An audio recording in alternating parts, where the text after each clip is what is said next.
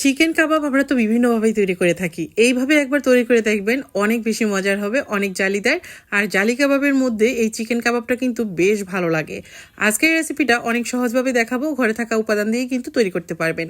সামান্য কিছু চিকেন লাগবে, আর আমি এই চিকেন কাবাবের মধ্যে অ্যাড করে দিচ্ছি আমার নিজের হাতে তৈরি করা দানাদার ঘি।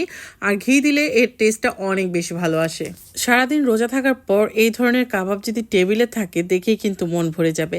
এখানে আমি চিকেনের হাড় ছাড়িয়ে কিছু মাংস নিয়েছি, আর দিয়ে দিচ্ছি স্বাদ মতো লবণ, আদা বাটা, রসুন বাটা খুবই সামান্য, সয়া সস 2 টেবিল চামচ পরিমাণ, আর এখানে কালো গোলমরিচের গুঁড়া দিয়ে দিলাম 1/2 টিস্পুন পরিমাণ। এখন আমি এটাকে খুব ভালো করে রান্না করে নেব। এখানে আমি দিয়ে দিচ্ছি গাজর কুচি, আর দিয়ে দিলাম কিছু মটরশুঁটি আর কাঁচামরিচ কুচি।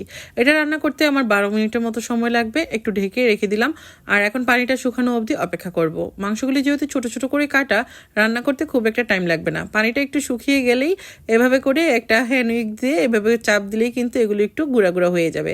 এতে করে কাবাবের শেপগুলো দিতে আমার খুবই সহজ হবে। আশা করছি আপনারা হয়তো দেখেই বুঝতে পারছেন। 1 মিনিটের মধ্যেই কিন্তু ম্যাশ করা হয়ে গেছে। এখন আমি এগুলোকে একটা পাশে সাইড করে নিচ্ছি, আর এখন আমি এখানে অ্যাড করে দিচ্ছি 1 টেবিল চামচ পরিমাণ ঘি। ঘি দেওয়ার পর এখানে আমি দিয়ে দিব হলো আটা। 1 কাপ পরিমাণ আটা দিলেই কিন্তু হয়ে যাবে, বা একটু কমও দিতে পারেন।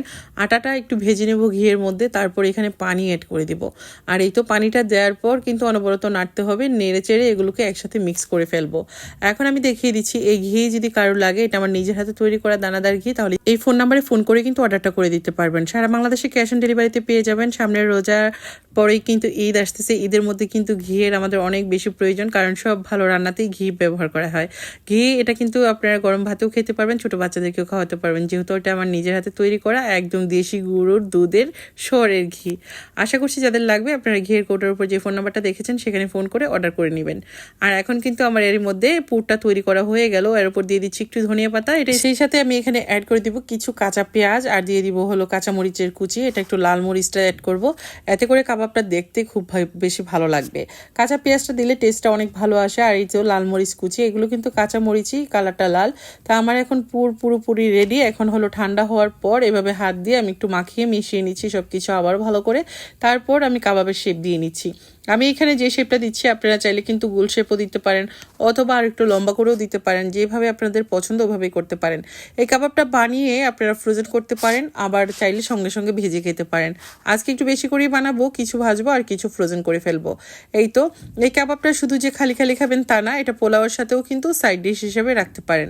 2টো ডিম ভেঙে নিচ্ছি, সেই সাথে 2 ডিমের মধ্যে দিয়ে দিলাম লবণ। খুব ভালো করে ফেটানো হয়ে গেলে এই ডিমের মধ্যে কাবাবগুলো ডিপ করে তারপর আমি ভেজে নিব। দেখে হয়তো বুঝতে পারছেন, এখন গরম তেলে ছেড়ে এপাশ ওপাশ করে 3 মিনিটের মতো ভাজলেই কিন্তু আমার কাবাব ভাজা হয়ে যাবে। আশা করছি আজকের রেসিপি সবাই অনেক বেশি এনজয় করেছেন। যদি ভালো লেগে থাকে প্লিজ ভিডিওটা শেয়ার করতে কেউ ভুলবেন না। আপনাদের একটা শেয়ার আমার জন্য অনেক বেশি উপকারী। এখন কাবাবগুলো তুলে নিচ্ছি, দেখুন কতটা লোভনীয়।